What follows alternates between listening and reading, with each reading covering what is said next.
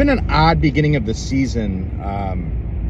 Seemed long and like slow. Like our property seems a little desolate.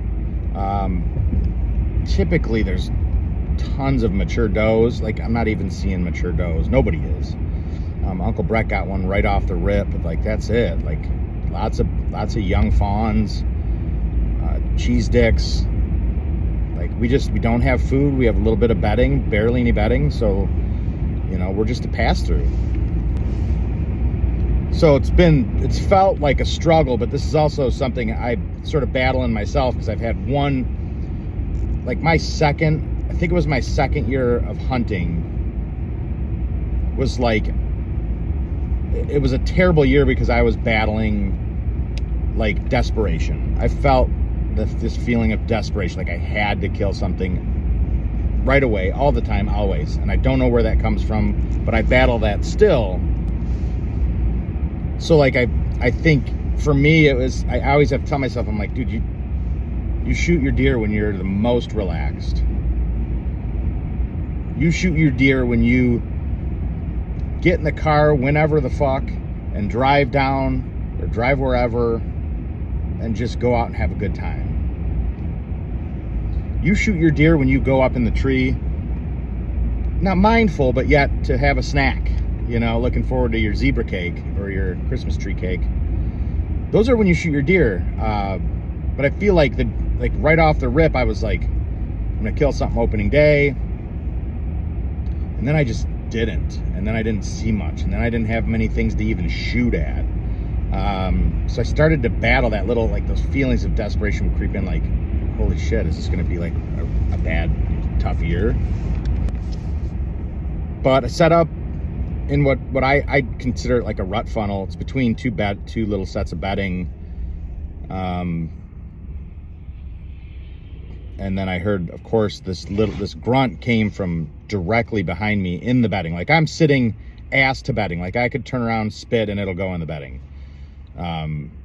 That's how close I like getting to this like patch of thick bedding.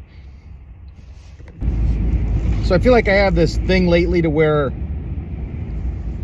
when I set up in my saddle in a tree and I have my shooting lanes, shit just tends to happen in the one spot. It's not my shooting lane, directly behind me. So I hear the grunt directly behind me. It sounded a ways out, so I turn around and I can see for a long ways. So I'm like looking 100 yards out, 75 yards out, and nothing. I see nothing. And then I catch something out of the corner of my eye. The dude is directly behind me, like 15, 20 yards, just slowly sniffing his way through the bedding. And I whipped around like a dingbat, and thank God he didn't see me. Not that I really think he cared about much other than some but he was directly behind me. So for those of you that saddle hunt, and I call it the saddle diaper, but it's actually the saddle, I'm sure. But I have my pouch that holds all the shit, and I'm not like thin, I'm not like lean, I'm not flexible. But for those of you that saddle hunt, trying to shoot behind you, the easiest way to shoot behind you is to somehow get turned around completely so your back is to the tree. For me, it's very difficult. So, Thick Daddy, up in a tree, I'm like holding my bow in one hand, trying to adjust the camera with my left other hand and spin around without getting snagged on this tree or falling off my platform to get a shot if this buck turns around. He went into the thick stuff, and I'm like, man, he kind of looks like he's going to turn around and come back. And when I lost him in there, I just took a minute to like try and rotate, and somehow, some way, because I've tried to do it before and it was not as successful as this, it just happened. Like sometimes shit just happens right, and I spun smoothly, quickly, without falling out of the damn tree, and got my back to the tree and was ready to shoot into this bedding directly behind me.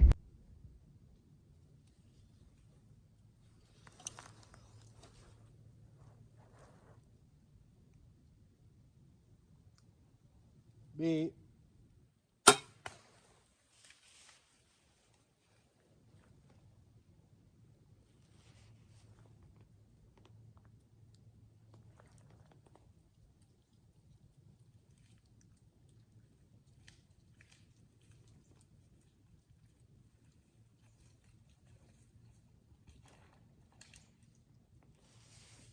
Holy shit. What the fuck just happened? What the fuck? Holy fuck.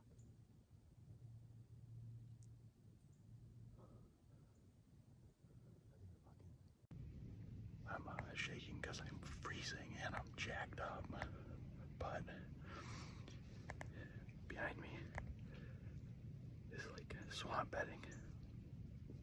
I'm watching this sort of funnel in front of me, and I heard a grunt behind me. I turned around. I couldn't see shit. And 20 yards directly behind me, wide open, was a big buck.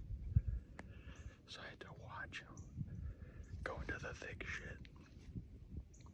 And I pretty much had given up on the idea of getting a shot at him, but he turned around. And I was able to flip completely backwards in my saddle and stand against the tree. And then he bumped a doe that was bedded down right behind me that I had no idea was there. At 30 yards, and she jumped up, and I'm like, he's gonna give me a shot. And sure as shit, he gave me a shot, and I just watched him go down right there where I hit him. Deck the fucking halls. Gosh, I love this shit. I'm freezing ass cold though.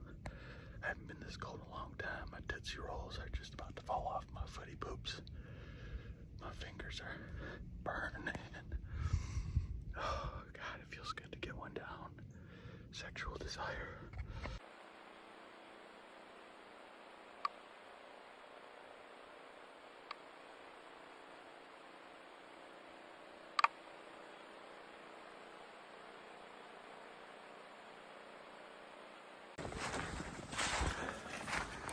Hey, what are we doing, buddy? I'm going to call him MC Breed. Because I think he popped to come in that doe. Oh, And ain't no future where he fronting. that's right. Ain't no future, no mo for that But we're buck. gonna go get buck. Uncle Adam shot a buck this I don't morning. know who or what he is, but he looked sexy. We're gonna go get him. Let's do it.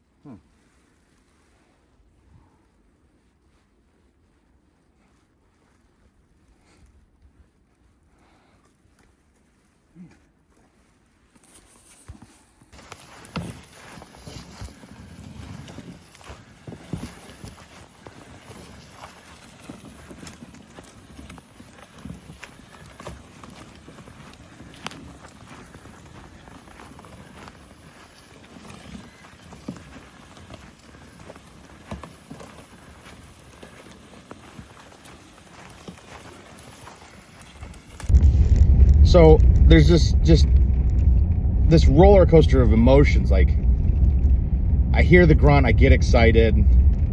I'm like, this is the coldest I've been in a long time. Just freezing. And then you get to the point where your fingers are going numb. You can't warm them up because you can't move. You're excited because there's a buck. Then you watch him sort of walk out of any shot you're ever going to have. And then you get frustrated. And then you're like, God, what if you failed again? Then you're pissed. You watch him. You're like, fuck, he's walking out of my life for the rest of my life. And then you sort of settle into this, well, it was cool just to watch him. I still failed. Why do I keep doing this? And then all of a sudden he turns and that shit's starting to happen, and then you're excited, and then your blood's pumping again, and then you're like elated. You rip the shot, everything goes smoothly. He drops, you watch him perish, and it's just like, and then you get like, I tend to turn around, and once I start to relax and get rid of like the jitters,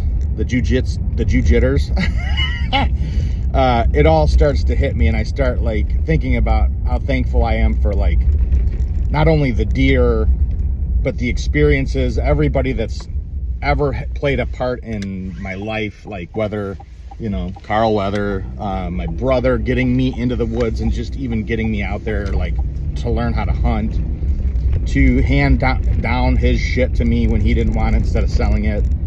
My wife, like, for letting me just go get all frustrated and depressed and needing to get out in the woods and just leave the house to go disappear for a day or two.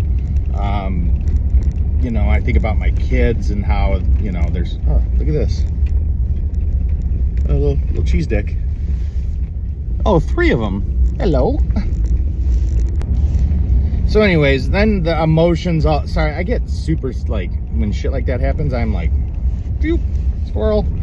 The emotions set in and you, like, you just drop deep in this emotional dive, and it's super cool to really focus and, like, think about the emotional roller coaster that these little hunting adventures, excursions can put you on. And I know not a lot of people outside of the hunting community understand that, but those of you that do know it very well. And it's just something I think that we all seek. So, yeah. And Uncle Brett, tends to make fun of me because the way, like, I typically don't, for me it's beeping. He makes fun of me because when I have to stop a deer, I don't say the normal, like, meh, or whatever the fuck people want to say. I don't even care. I honestly don't even care. It's never crossed my mind until he pokes fun at me, because I literally say beep like I'm a stoplight or a stop sign, audio screaming to the deer to beep, stop. So he's always ripped on me for that, and it's funny because I just don't. It's easier for me to say beep than it is to say meh. Like, I don't know why. But yeah, I just don't. I've never thought about it. It's just something I do, and I'm sure other people do it too. I hope I'm not the only one, but that's okay if I am. But beeped his ass. I try not to, because I like the surprise of my arrow just hitting them. But especially in the rut, it tends to be something I need to scream. So I had to beep him.